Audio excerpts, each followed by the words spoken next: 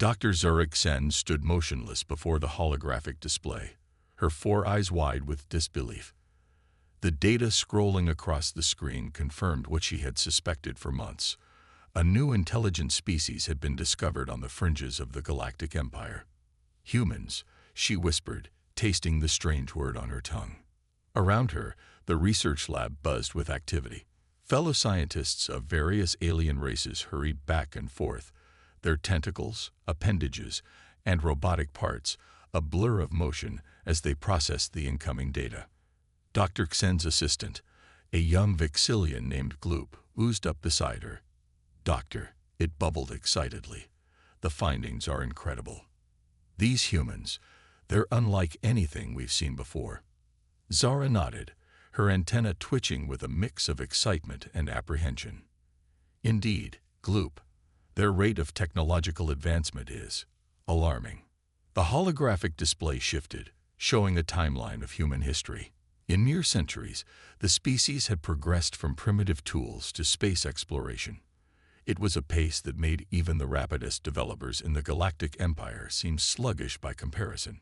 "We must inform the High Council immediately," Zara declared, her voice firm with resolve. As she made her way to the communication chamber, Zara couldn't shake the feeling of unease that had settled in her core. The humans' warlike nature, evident in their history, combined with their swift progress, spelled potential danger for the Empire. The face of High Counselor Vex appeared on the screen, his crystalline features glittering in the light. "Dr. Xen, what is the meaning of this urgent communication?" Zara took a deep breath. "High Counselor, we've discovered a new species. They call themselves humans. I believe they pose a significant threat to the Empire's stability." Vex's expression remained impassive. "Explain." For the next hour, Zura presented her findings.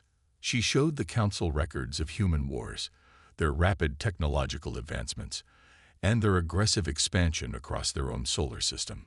"They've already sent primitive probes beyond their star system," Zura concluded.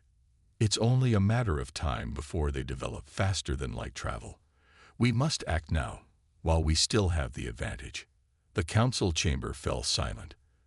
Then, unexpectedly, laughter erupted. Vex's crystalline form shimmered with amusement. "Dr. Xen," he chuckled, "surely you jest. This primitive species, barely out of its own atmosphere, a threat to our mighty empire. We span galaxies. We have technology they can't even dream of." Zara felt her antennae droop with disappointment. "But High Counselor, their rate of advancement is impressive for savages, nothing more," Vex interrupted. "We appreciate your diligence, Dr. Xen, but the Empire has far more pressing matters to attend to than some upstart apes on a backwater planet." The communication ended, leaving Zara staring at a blank screen. She turned to find Gloop and several other scientists watching her anxiously. "They won't listen," she said softly. Over the next few weeks, Zara and her team continued their research. The more they learned about humans, the more concerned they became. Humans showed remarkable adaptability, creativity in the face of challenges, and a stubborn refusal to give up. "Look at this," Gloop bubbled one day, pointing at a new data stream. "They've already begun theorizing about faster-than-light travel. Their mathematics are crude, but the basic principles are sound." Zara nodded grimly. "At this rate, they'll achieve interstellar travel within a century, maybe less." Despite repeated warnings, the High Council remained dismissive. The Empire, confident in its superiority, saw no reason to concern itself with a single species on a single planet. As the research team watched humanity's progress with growing alarm, debates raged within the scientific community. Some, like Zara, advocated for caution and preparation. Others saw potential in humanity, suggesting that their unique traits could benefit the Empire if properly harnessed.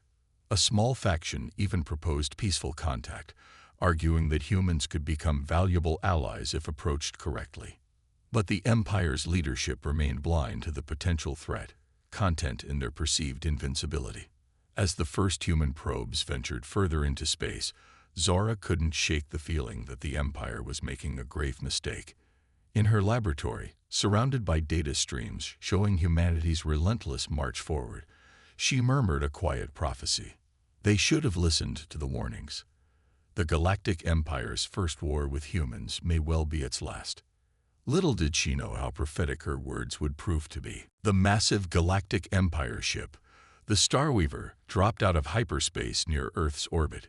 Its sleek metallic surface gleamed in the light of the distant sun, dwarfing the International Space Station that floated nearby. Captain Zorax, a tall, blue-skinned alien with 4 arms, stood on the bridge, his yellow eyes fixed on the blue-green planet before him. Primitive, but beautiful, he mused. Inform the Emperor that we've arrived at the human world. As the Starweaver approached Earth, chaos erupted on the planet below.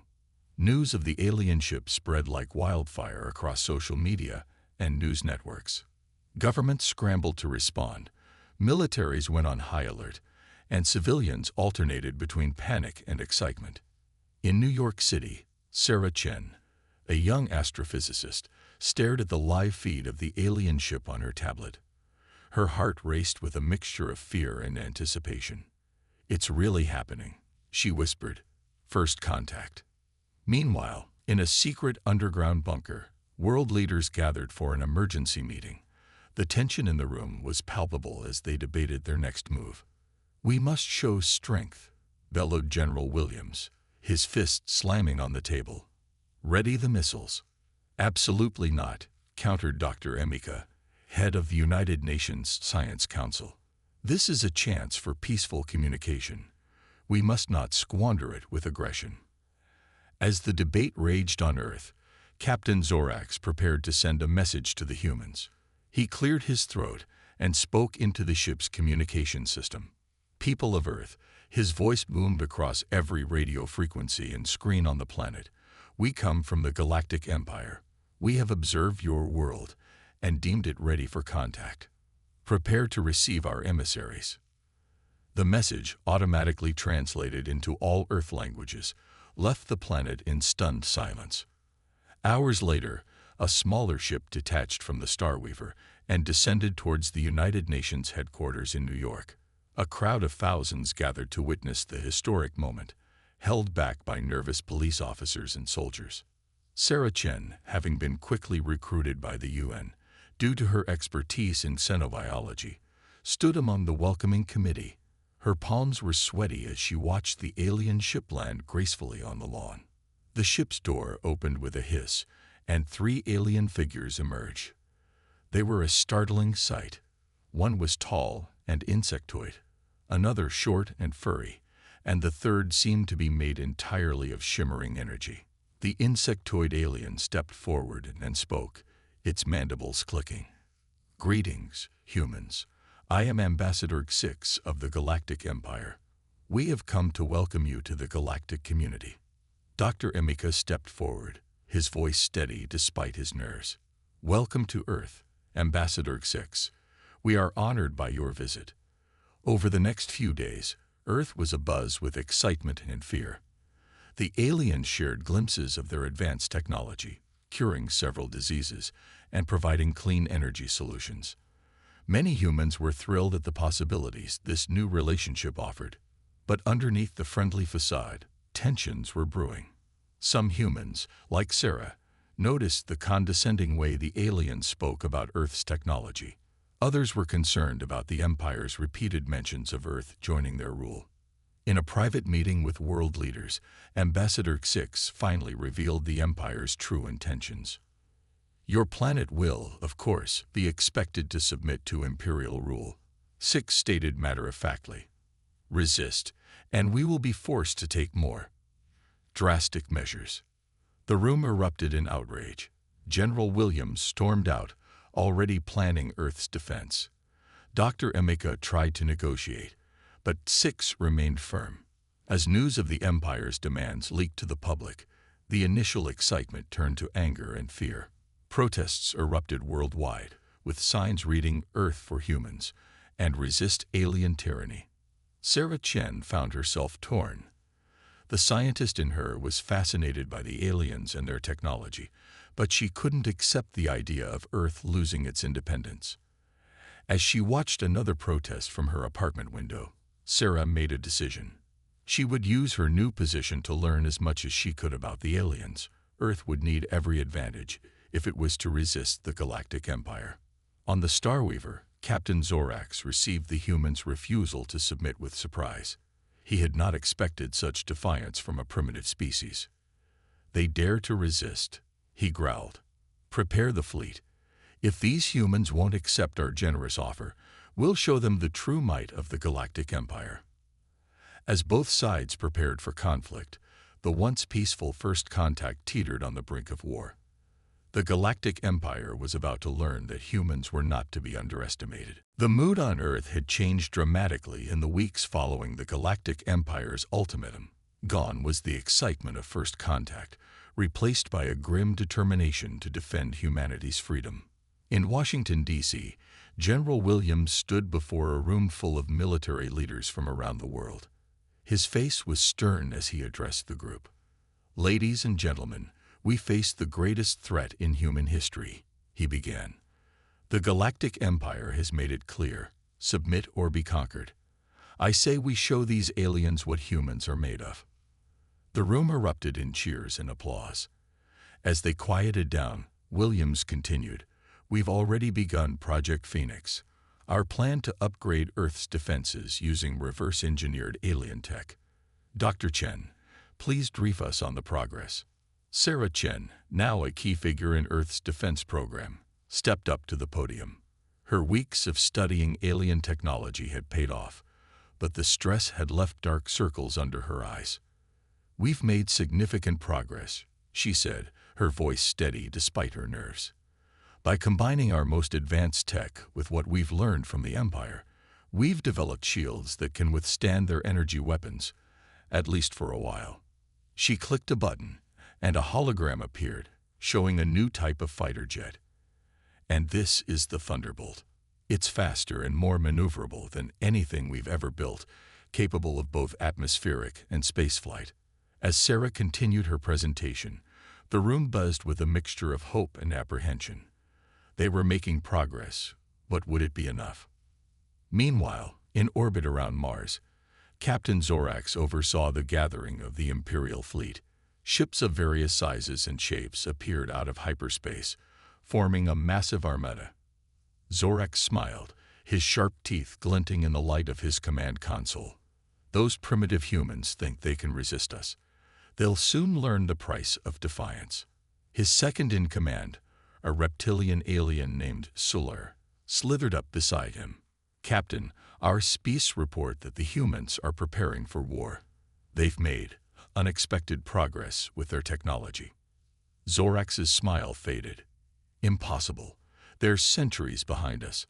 How could they?" He paused, realization dawning. "The research team. They must have leaked information during the First Contact." He slammed his fist on the console. "No matter. Our forces are still far superior. Prepare the invasion fleet. We attack at dawn." Back on Earth, in a secret underground lab, Dr. Emiko worked tirelessly with a team of international scientists. They hunched over strange devices, a mix of human and alien technology. "We're close to a breakthrough," Emiko muttered, his bloodshot eyes fixed on a swirling vortex of energy contained in a glass chamber. "If we can stabilize the wormhole, we'll have a chance at faster-than-light communication. Maybe even travel." Across the globe, similar scenes played out. Factories worked around the clock, retooling to produce new weapons and defenses. Civilian volunteers trained to operate advanced systems, preparing for the day when they might need to defend their homes. In orbit, the International Space Station had been hastily converted into a military outpost. Astronauts and soldiers worked side by side, installing weapon systems and shields. Commander Elena Rodriguez floated in the station's cupola, watching Earth spin below. "I never thought I'd see the day when we'd be preparing for an alien invasion," she said to no one in particular. "But by God, we'll give them a fight they'll never forget." As Earth prepared for war, The Galactic Empire's confidence began to waver. Reports of human advancements trickled in, causing concern among the Imperial High Command. On the capital world of the Empire, a heated debate raged in the High Council chamber. "We've underestimated these humans," warned Councillor Vex, the same one who had dismissed Dr. Xen's initial warnings. "Perhaps we should reconsider this invasion." But Emperor Zolan, a being of pure energy, pulsed with anger. "We are the Galactic Empire. We have ruled the stars for millennia. We will not be cowed by a species that has barely left its own planet." His decision was final. The invasion would proceed as planned. As both sides completed their preparations, an uneasy quiet settled over the solar system. Humans looked to the stars with a mixture of fear and resolve, while the Empire's forces tensed for battle. The stage was set. The Galactic Empire, in its arrogance, was about to learn a harsh lesson about human determination, and humanity, facing its greatest challenge, was about to show the galaxy what it was truly capable of. The war for Earth's freedom was about to begin. The silence of space was shattered as the Galactic Empire's invasion fleet dropped out of hyperspace near Earth's moon. Thousands of ships, from massive dreadnoughts to swarms of fighter craft, filled the void.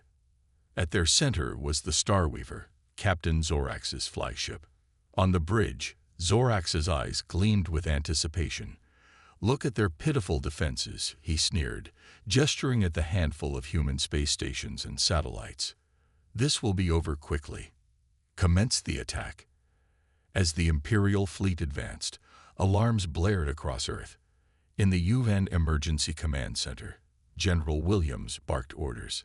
"This is not a drill. All defense systems online. Thunderbolt squadrons, launch immediately." Around the world, people huddled in shelters or around screens, watching with bated breath as humanity faced its greatest challenge. High above the Earth, Commander Elena Rodriguez and her crew on the upgraded International Space Station tensed for battle. "Remember your training," she said calmly. "We are humanity's first line of defense. Let's show these aliens what we're made of." The station's newly installed energy shields hummed to life, just as the first wave of Imperial fighters reached them.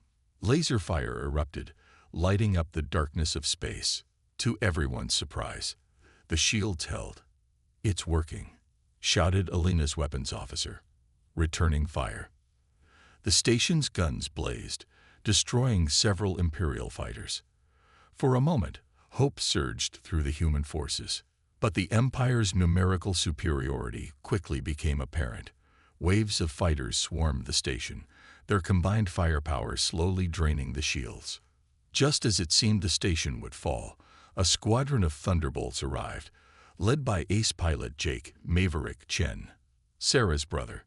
"Cavalry's here," Jake's voice crackled over the comm. "Let's dance, alien scum." The Thunderbolts dove into the fray, their advanced maneuverability catching the Imperial pilots off guard. Jake's fighters spun and weaved, taking out 3 enemy ships in quick succession. On the Starweaver, Captain Zorax watched in disbelief. "Impossible. How are their ships matching ours?" He turned to his tactical officer. "Launch the Planet Breaker. We'll show them true power." A massive ship detached from the Imperial fleet, its front end glowing with ominous energy. As it approached Earth, Sarah Chen, monitoring the battle from a bunker, noticed its energy readings. Her eyes widened in horror. "General Williams," she shouted, "they're powering up some kind of super weapon. If that hits the planet..." Williams didn't hesitate. "All units, concentrate fire on that ship. We must stop it at all costs." Every available human ship and defense platform turned their attention to the Planet Breaker. Laser fire and missiles streaked across space, most absorbed by the massive ship's shields. Jake led his squadron on a daring attack run. "We've got one shot at this," he told his pilots. "Aim for that glowing spot. Fire everything you've got." The Thunderbolts unleashed a barrage of missiles, enhanced with reverse-engineered alien tech. To everyone's amazement, they penetrated the Planet Breaker's shields. Explosions rocked the massive ship. Its energy buildup faltered, then began to destabilize. "No," Zorax roared as he watched his superweapon begin to break apart. "Fall back. All ships, retreat." The planet breaker exploded in a blinding flash, taking out a significant portion of the Imperial fleet with it. The remaining ships, including the Starweaver, hastily jumped to hyperspace. As the light faded, an eerie silence fell over the battlefield. Then, slowly, cheers began to erupt from every human ship and station. On Earth, people poured out of shelters, hugging each other and crying tears of joy. Against all odds, humanity had won its first battle against the Galactic Empire. In the command center, General Williams allowed himself a small smile. "We've bloodied their nose, but this is far from over. The real war has just begun." Sarah Chen nodded in agreement, her eyes fixed on the holographic display, showing the retreating Imperial ships. "They'll be back," she said softly. "And next time, they'll be ready for us." As the adrenaline of battle faded, the enormity of what had just happened began to sink in. Humanity had stood toe-to-toe with the most powerful force in the galaxy and emerged victorious. But the cost had been high. Many brave men and women had given their lives to protect Earth. As the cleanup began and the wounded were tended to, one thing became clear to everyone. This was only the beginning. The Galactic Empire had underestimated humanity, but they wouldn't make that mistake again. The war for Earth's freedom, and perhaps the future of the entire galaxy, was far from over. But humanity had proven that it was ready for the challenge. In the weeks following humanity's surprising victory, Earth buzzed with activity. The initial euphoria had given way to grim determination as everyone realized the war was far from over. Dr. Sarah Chen stood in her lab, surrounded by holographic displays showing the latest advancements in human-alien hybrid technology. Dark circles under her eyes betrayed countless sleepless nights, but her gaze remained sharp and focused. "We've made another breakthrough," she announced to her team. "By combining our quantum computing with alien crystal tech, we've increased our processing power 100-fold. This could give us the edge in predicting Imperial tactics." One of her assistants, a young prodigy named Raj, looked up from his workstation. "But Dr. Chen, won't the Empire be improving their tech too? They've got resources from thousands of worlds." Sarah nodded grimly. "You're right, Raj. That's why we can't rest. Humanity's survival depends on our innovation." Meanwhile, in orbit, Commander Elena Rodriguez oversaw the construction of Earth's first true space fleet. Sleek battleships and agile fighters, all incorporating the lessons learned from the first battle, took shape in the void. Elena's comm crackled to life. "Commander, you've got to see this," came the excited voice of her chief engineer. "The new fusion drives are online. These babies can outrun anything the Empire threw at us last time." A smile tugged at Elena's lips. "Excellent work. We'll need every advantage we can get." But not all was well on Earth. In the UN Emergency Command Center, General Williams faced a room full of angry world leaders. "The Empire will return, and in greater numbers," a European president argued. "We should sue for peace while we still can." Williams slammed his fist on the table. "And become slaves? Never. We've proven we can stand against them. Humanity doesn't kneel."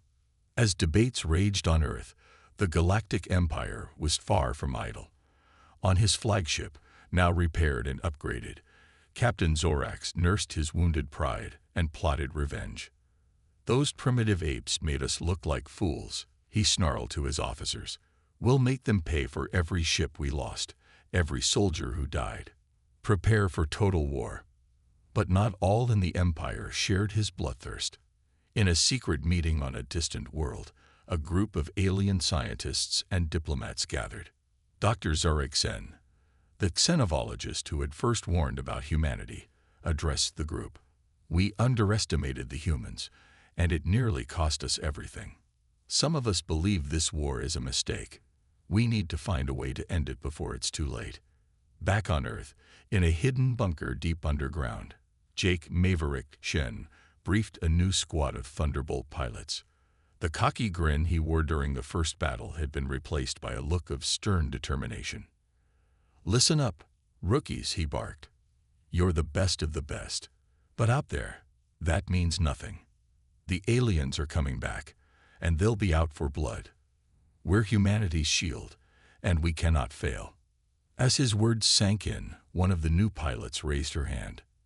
"Sir, how can we hope to win against an empire that spans the galaxy?" Jake's expression softened slightly. "Because we have to," he said simply. "Earth is all we have. We'll win because the alternative is extinction. Never forget that." In cities around the world, the scene was the same.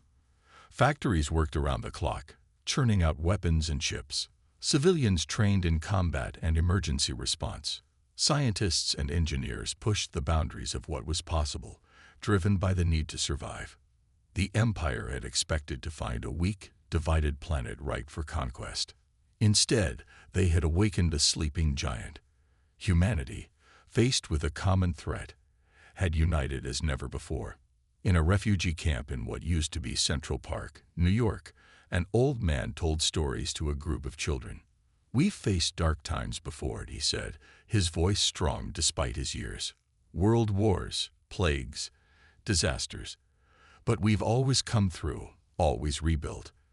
This time is no different. We're humanity. We endure." As Earth prepared for the next round of the war, news came from the deep space monitoring stations. The Empire's fleet had been detected, larger than before and heading straight for Earth. In the UN Command Center, General Williams received the report with grim resolve. He opened a channel to all Earth defense forces. "This is it, people. The enemy is coming, and they're out for revenge. But we've bled them once, and we'll do it again. For Earth, for humanity, we will prevail." Across the planet, and in orbit, millions of voices responded as one. For Earth, for humanity. The stage was set for the next great battle. The Galactic Empire, smarting from its defeat, was coming to crush the upstart humans once and for all. But humanity, united and determined, stood ready to fight for its very existence. The war for the fate of Earth was about to enter its most crucial phase. The sky above Earth crackled with energy as the massive Imperial fleet emerged from hyperspace. Thousands of ships, far more than in the first attack, filled the view from orbit to the moon. At the center of the armada was a ship so large it seemed to blot out the stars. The Emperor's personal dreadnought, the Galaxy's Fist. On the bridge of the Starweaver, Captain Zorax allowed himself a cruel smile. "Let's see how the humans handle true Imperial might," he growled. But Earth was ready. As soon as the Imperial fleet appeared, a swarm of Thunderbolt fighters launched from hidden bases on the moon, catching the enemy's forward ships by surprise. Jake Maverick Shen led the attack, his voice steady as he commanded his squadron. "Remember your training. Hit hard and fast, then fall back to the main fleet." The space around Earth erupted into a chaotic battlefield. Laser fire and explosions lit up the darkness as human and alien ships clashed in a desperate struggle. In the UN Command Center, General Williams watched the holographic display of the battle with intense focus. "Status report," he barked. Sarah Chen, now head of Earth's defense technology, responded quickly. "Our new quantum shields are holding, sir, but the enemy's numbers are overwhelming. We're losing ships fast." Williams nodded grimly. "Initiate Operation Trojan Horse. It's time to see if your crazy plan works, Dr. Chen." High above the battle, Commander Elena Rodriguez sat in the captain's chair of Earth's newest ship, the ESS Hope. It was smaller than the Imperial dreadnoughts but packed with the latest human-alien hybrid tech.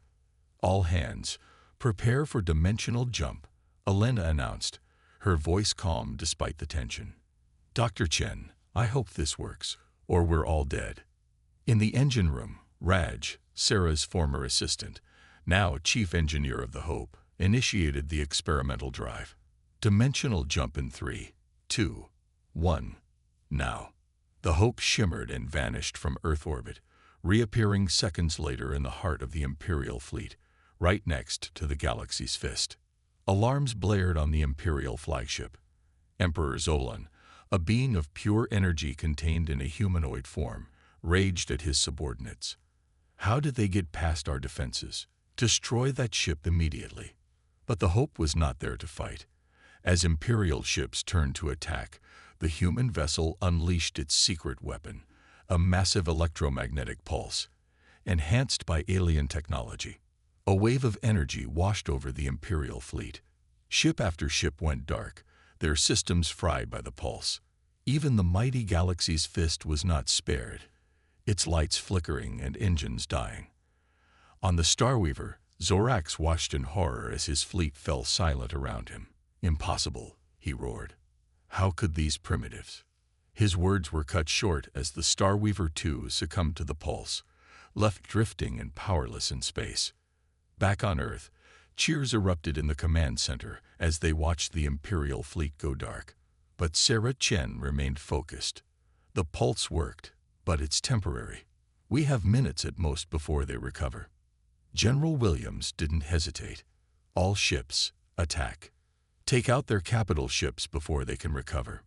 What followed was the largest space battle in Earth's history. Human ships, their systems shielded from the pulse, swarmed the defenseless Imperial vessels. Thunderbolts flew through the enemy fleet, targeting engines and weapon systems.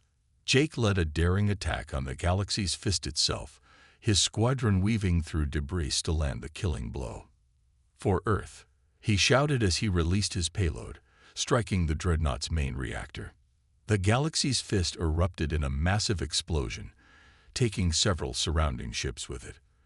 The blast sent a shockwave through the Imperial ranks, shattering their morale. As systems began to come back online, the remaining Imperial ships found themselves in disarray, their command structure in chaos. Without central leadership, individual captains began to retreat, jumping to hyperspace to escape the human onslaught. On the ESS Hope, Commander Rodriguez allowed herself a small smile as she watched the Imperial fleet scatter. "We did it," she breathed. "We actually did it." As the last Imperial ships fled, leaving behind a graveyard of destroyed vessels, a stunned silence fell over Earth's forces. Then, slowly, realization dawned. Against all odds, humanity had won a decisive victory against the Galactic Empire. In the command center, General Williams turned to Sarah Chen, his stern facade breaking into a grin. "I can't believe your crazy plan worked, Doctor. You've saved us all." Sarah shook her head, tears in her eyes. "We all did this, General. Every scientist, every soldier, every person who refused to give up hope. This is humanity's victory." As news of the triumph spread across Earth, celebrations erupted worldwide. People poured into the streets, hugging strangers and cheering for their unexpected victory. But in orbit, as the ESS Hope surveyed the aftermath of the battle, Commander Rodriguez knew this was not the end. "The Empire will be back," she said softly. "And next time, they'll be ready for us." The war was far from over, but for the first time, humanity dared to believe they might actually win. The galaxy would never be the same again. 5 years had passed since the Battle of Earth, the conflict that had turned the tide of the war. The Milky Way galaxy was a changed place, its old power structures shattered, and a new order emerging from the ashes of the Galactic Empire. On a space station orbiting a neutral world, representatives from across the galaxy gathered for a historic summit. Humans sat alongside various alien species, former enemies now cautious allies. Sarah Chen, now Earth's ambassador to the galaxy, stood at the podium, her voice steady as she addressed the diverse crowd. "We gather here today, not as conquerors or the conquered, but as equals," she began. "The war has taught us all a valuable lesson about the dangers of tyranny and the strength found in diversity." In the audience, Jake Maverick Chen, his flight suit exchanged for a diplomatic uniform, listened to his sister with pride. Beside him sat Zarek Sen, the the alien scientist who had first warned about humanity.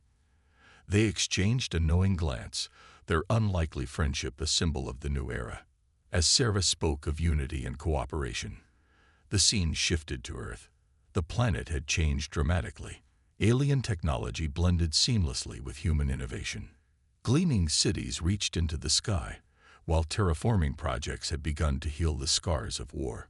In one of these cities, General Williams, now retired, walked through a memorial park with his granddaughter. They stopped before a holographic monument showing scenes from the war. "Grandpa," the little girl asked, "did you really fight the aliens?" Williams smiled softly. "We did, but we also learned from them, and they from us.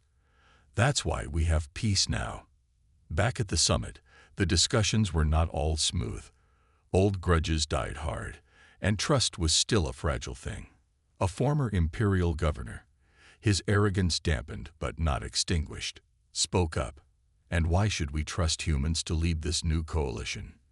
You were savages just years ago."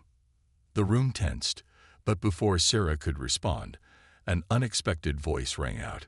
Captain Zorax, once Earth's fiercest enemy, now stood as a reluctant ally. "Because they beat us," Zorax said simply. "We fought them primitive, but they outfought and outthought the greatest empire the galaxy had ever seen. I, for one, would rather have them as allies than enemies." His words seemed to settle the room. The summit continued, hammering out agreements on trade, cultural exchange, and mutual defense. As the delegates worked, the scene shifted again, this time to the farthest reaches of the galaxy. On a distant world, a group of scientists, both human and alien, worked on a project that would have been unthinkable before the war. Commander Elena Rodriguez, who had led Earth's forces in the final battle, now directed this international team. They stood before a massive ring-shaped device, crackling with energy. "The hyperlane generator is online," one of the alien scientists reported. "We're ready for the first test." Elena nodded, her heart racing with excitement and nerves. "Activate the gate." The device hummed to life, and a swirling portal of light appeared in its center. If successful, this technology would revolutionize galactic travel, binding the new alliance together in ways the old empire never could. As the summit on the space station concluded, Sarah Chen made her final address. "Today, we take the first steps towards a true galactic community," she said. "Not an empire ruled by fear, but a federation built on mutual respect and cooperation. There will be challenges ahead, old wounds to heal, new threats to face. But if this war has taught us anything, it's that together, there's nothing we cannot overcome." The delegates rose in applause, a chorus of varied voices and appendages creating a symphony of unity. In the years that followed, the galaxy entered a new age of exploration and discovery. Humans, once confined to a single world, now walked among the stars as equals. They brought with them their creativity, their determination, and their unique perspective, enriching the galactic community in countless ways. The former empire, broken into smaller states, gradually integrated into the new federation. Many worlds, inspired by Earth's example, established their own democracies. And on Earth itself, children looked to the stars not with fear of invasion, but with dreams of adventure. In schools, they learned not just Earth history, but galactic history, preparing for lives that could take them to worlds their ancestors never imagined. As for those who had been at the center of the war, Sarah, Jake, Elena, and countless others, they watched this new age unfold with a mixture of pride and humility. They had fought for Earth's survival, but in doing so, they had changed the fate of an entire galaxy. The war had proven that humanity could face any challenge. The peace that followed showed they could do even more. They could lead, inspire, and unite. In the vast expanse of the galaxy, humanity had found not just its place, but its purpose. And so, the stars beckoned, promising a future limited only by imagination.